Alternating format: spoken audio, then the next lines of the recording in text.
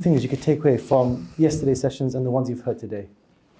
Thank you for the question, and thank you to the participants as well. I think for me, I was reflecting a lot on what was said, and I just think how amazing we teachers are. You know, sometimes we put ourselves down when you're in school and you look at the world, the innovation that's happening and so forth. You know, the expertise in this room. You know, I happen to be a researcher as well and produce some papers. And I think something that could come from this group as well. Perhaps maybe the next step is that we could use your expertise and let's start maybe publishing, start researching as a group of educationalists here in the kingdom. So I think for me is the expertise, the depth and the breadth of experience as well. But just reflecting on the last conversation in Arabic, I wanted to ask a question.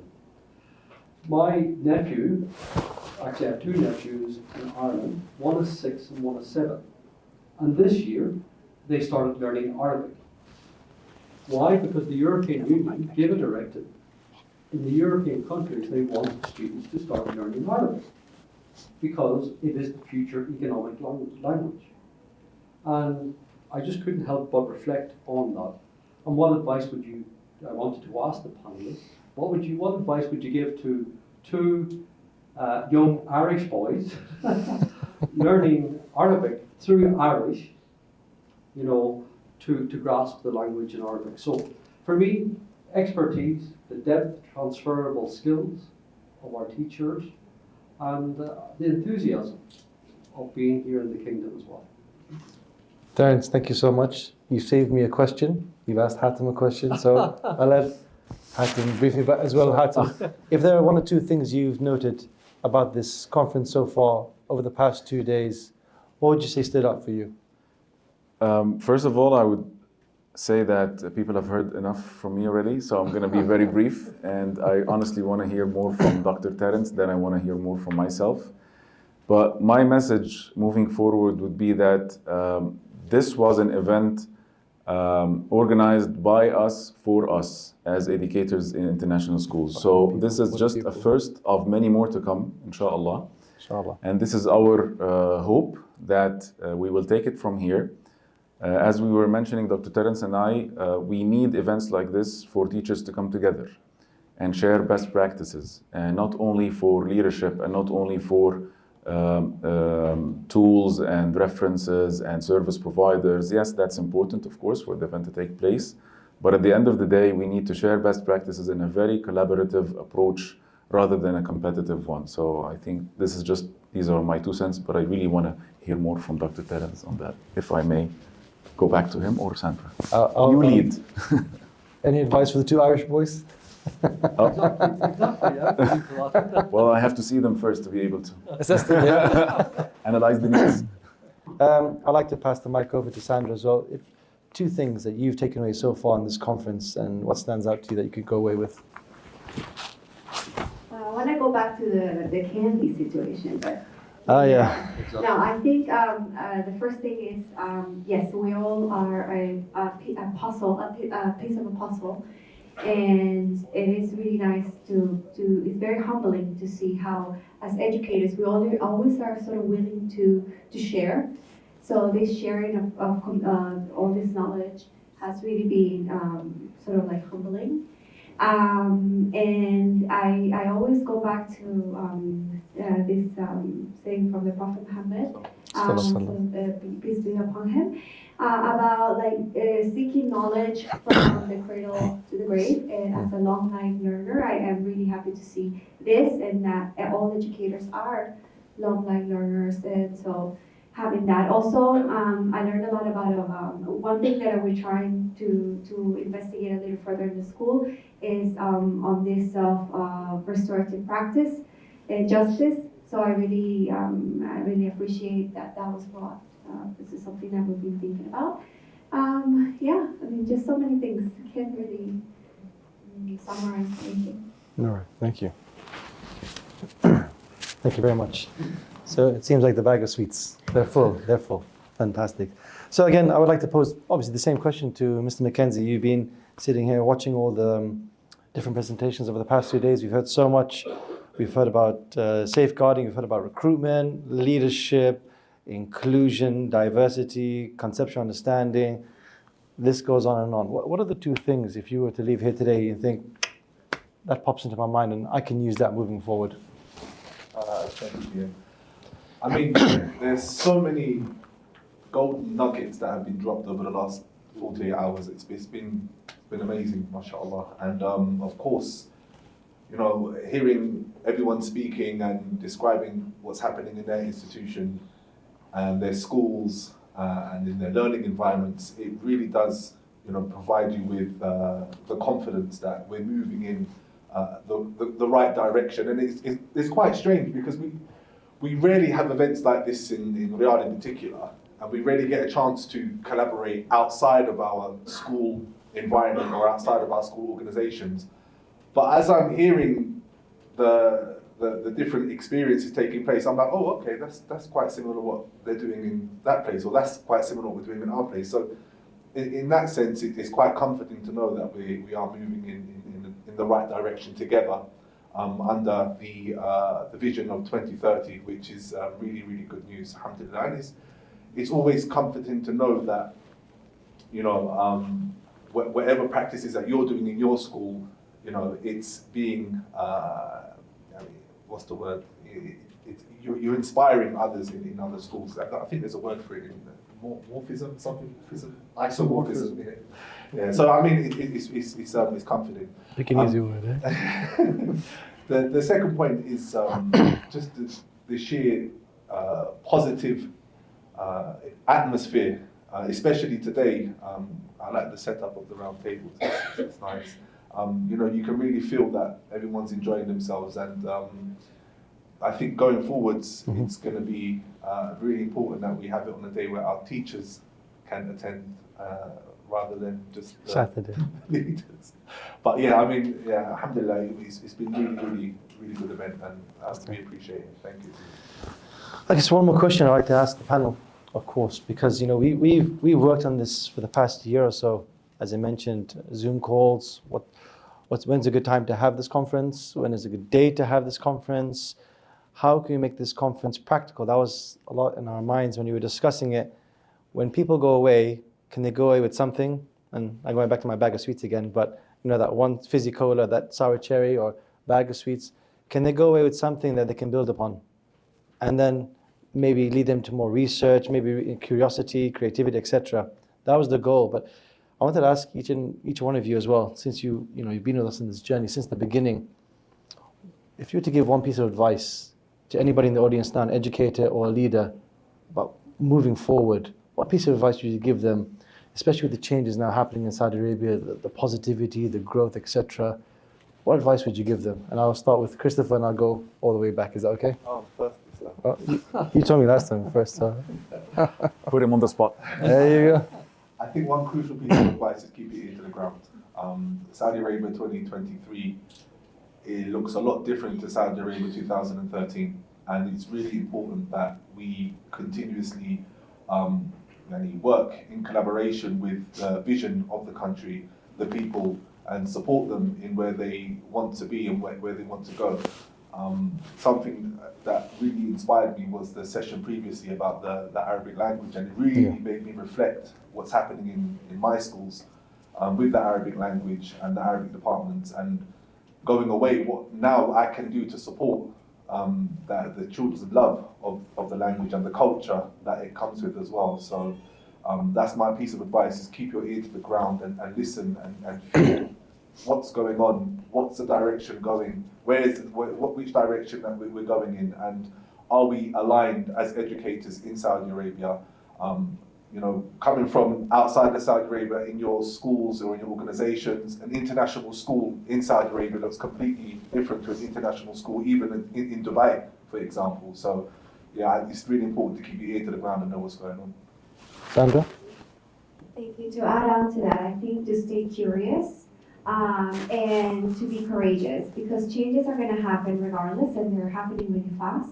And sometimes we're afraid to try things because, we've known it to work for a while, and I know this is the best thing, I've done it.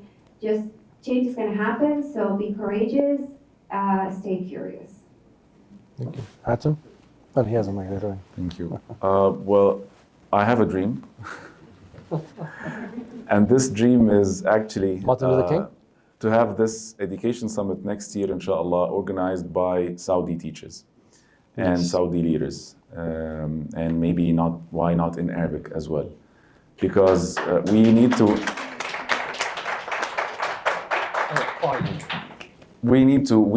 be listening to the people of the country, and we need to be listening to their challenges as well. We bring about international standards, yes, we bring about some technologies, yes, but at the end of the day, it's about contextualizing education. It's all about the human factor and the human capital. So if all what we're doing is just we are speaking to ourselves in a bubble, then the impact is not worthy of the effort.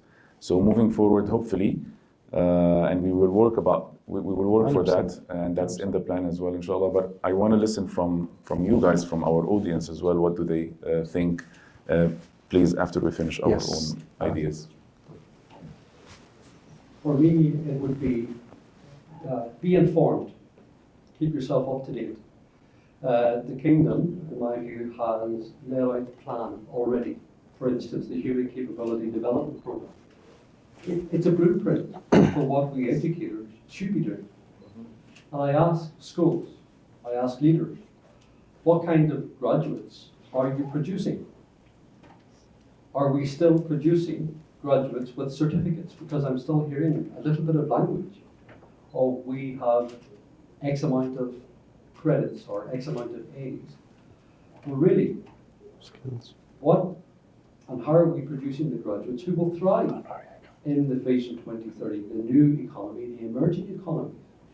And are we using the treasure that the kingdom has provided for us so that we can inform the kind of graduate profile, the competency growth, the global competencies, and the skills that we are developing in our young people, not just the cognitive certificate pathway, but who and what are we producing, and will they thrive into the fourth industrial revolution, which is not my words, it's the words of the Human Capability Development Program. They want our students to be prepared to thrive in the fourth industrial revolution. Another point I heard as well several times, which is that we do not know the jobs that our young people, these graduates that we are preparing for, we don't know what job they will have in the future. Actually, it's pretty clear, it's well mapped out. The jobs are there. Between 2025 and 2050, the World Economic Forum have said, they've actually listed the 10 jobs, the 10 top paying jobs. On top of them, the first paying job, top paying job between 2025 and 2050 is space pilot.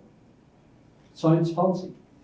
A UX designer, an AI broker will be the third highest paying job. A human companion will be the sixth, i.e. those who are working with the older generation. And also the jobs that will be under threat through automation or AI that was well portrayed this morning. So we must be informed by what's there, and we must be preparing our curriculum and our graduate profile and our young people to thrive in that fourth industrial revolution.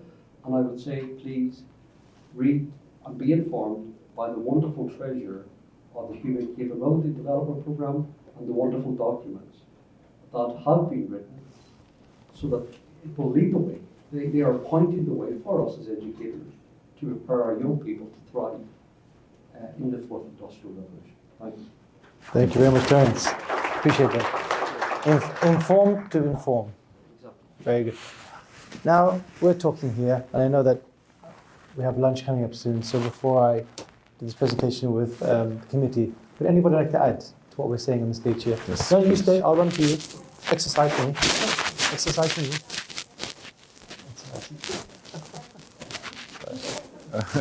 Here you go, here you go. Please, add to it. I'm Sarah Fayyad from Al School. I just want to thank you for this nice opportunity. I would like to request a summit by subject. teachers are always Double being neglected, or out of these beautiful summits where we exchange experiences with other people, with other teams or schools. It's very nice, and this is something I don't see here. Schools, they hide their teachers from each other. It would be a great opportunity that teachers in different schools in Saudi Arabia, not only Riyadh, exchange their experiences. I can see this very well. I go and give my teachers everything I know, but they need to hear and see it in person. Talking to each other, especially the Arabic language subjects, it's very important they see how interactive other schools are, how they use technology in a very interactive, effective way.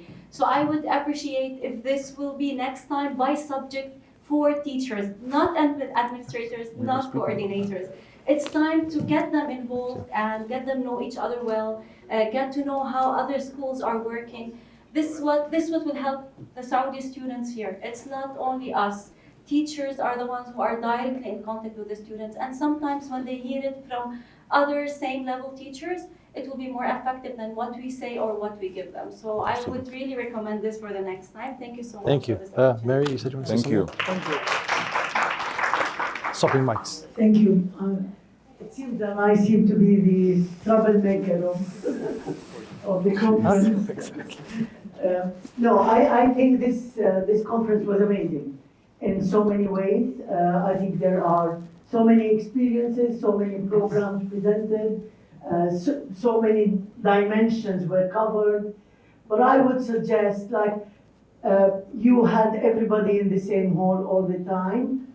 I would have loved to see us in different rooms, tackling different subjects, more options. Yeah. And you had the people to do it, and you gave them half an hour each. So, you know, if they had an hour and we had options to go to different sessions. I don't think we need a conference only in Arabic. I might be contradicting myself, but what we could have is sessions in Arabic within the context of a conference. Yes. You could have It's nice also for teachers to be with their leaders, not only alone. So you have some leadership sessions, some, you know, head of department sessions, some sessions for Arabic teachers, and so on.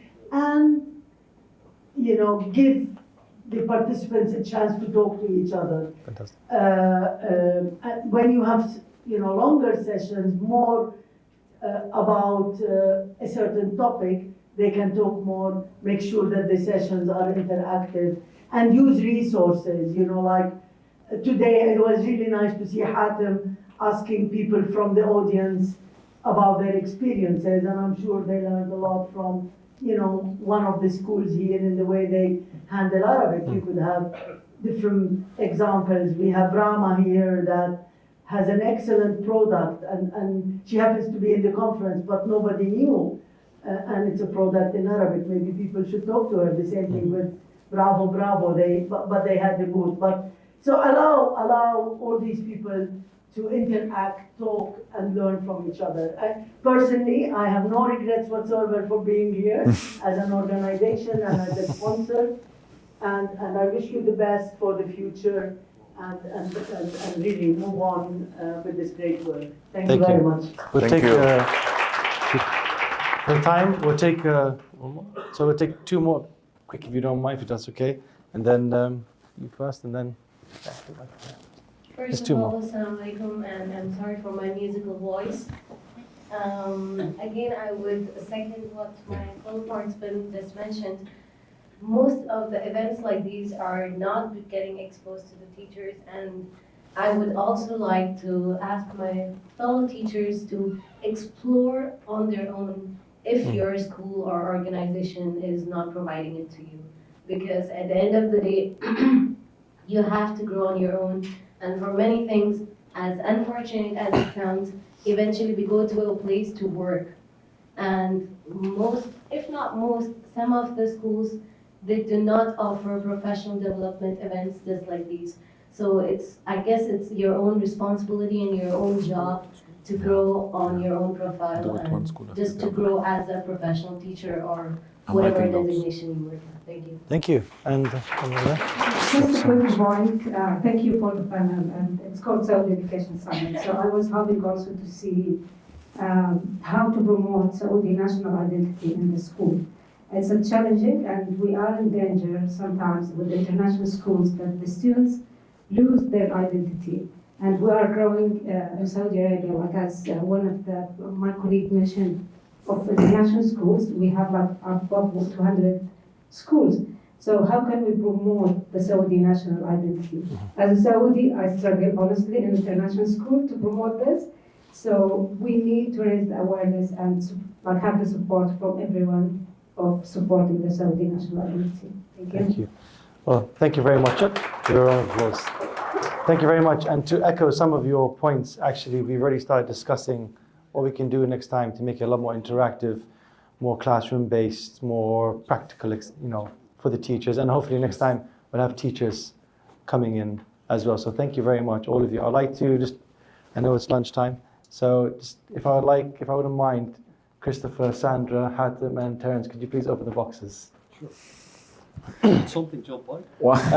No. While we open the boxes, I just want to make sure that our audience are acknowledging the fact that I'm writing all the notes here that you mentioned, and thank you so much for your constructive feedback. And we will make sure to put this into consideration moving forward. And of course, there are some liabilities of the facility and some liabilities of the timing as well, whether to do it during the weekend or during a weekday, when it's more accessible for teachers to skip their school time and come and see us, the job alikes, and so on and so forth. So all of these ideas are going to be put into action, inshallah, and forgive us if we did not meet any of your expectations, if that's the case. Thank you. I think the most important thing is reflection. We take on your feedback, we reflect as well. IB, inquiry, action, reflection. Even though my favorite is balanced. my favorite is balanced, but yes, I like the reflection. But yeah, no, thank you very much. And can I get a round of applause, please, for the